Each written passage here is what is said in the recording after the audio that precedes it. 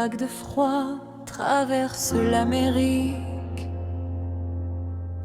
Le silence est lourd, presque biblique, pendant que les villes grelottent dans la nuit. Les puissants rêvent encore de conquêtes infinies. À la télévision, des mots s'enracinent, des promesses lancées comme des doctrines. Et dans le nord, sous le ciel blanc, le Groenland écoute et attend. La glace n'est pas à vendre,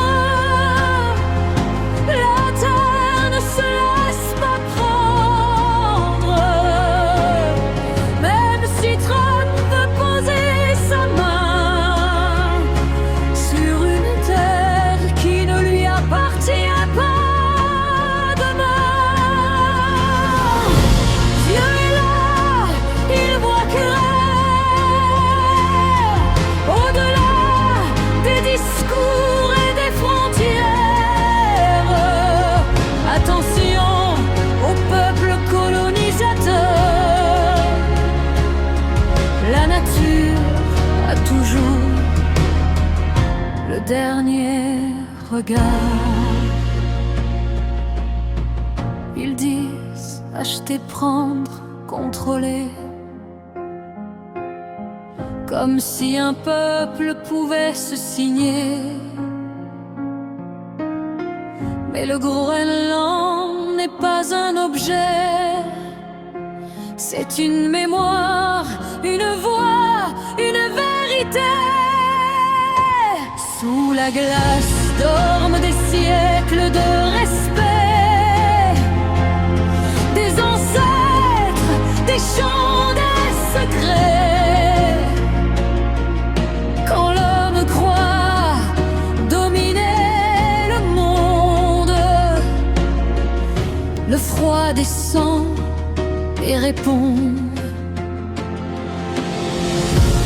La glace n'est pas à vendre, même repeinte aux couleurs d'un drapeau puissant. Ce n'est pas Dieu qui bénit la domination, c'est l'homme qui confond foi et ambition. Attention au peuple colonisateur, les empires tombent, la terre reste droite. Quand le nord se met à trembler, c'est un avertissement, pas un hasard gelé. On ne possède pas une terre, on la protège ou on la perd. Ce monde n'est pas un jeu d'échecs, ni une carte signée par un seul homme sec.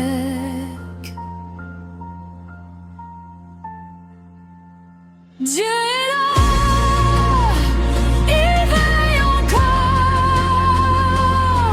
Quand la glace parle plus fort que l'or, Trump peut rêver de frontières gelées, mais la justice ne se laisse pas acheter. Attention, ce n'est pas une menace, c'est l'histoire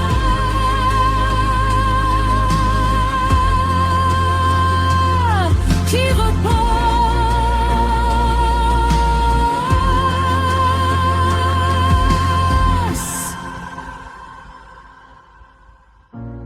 Quand la neige fondra, que dira le monde de nous? Avons-nous choisi la conquête ou l'humanité jusqu'au bout?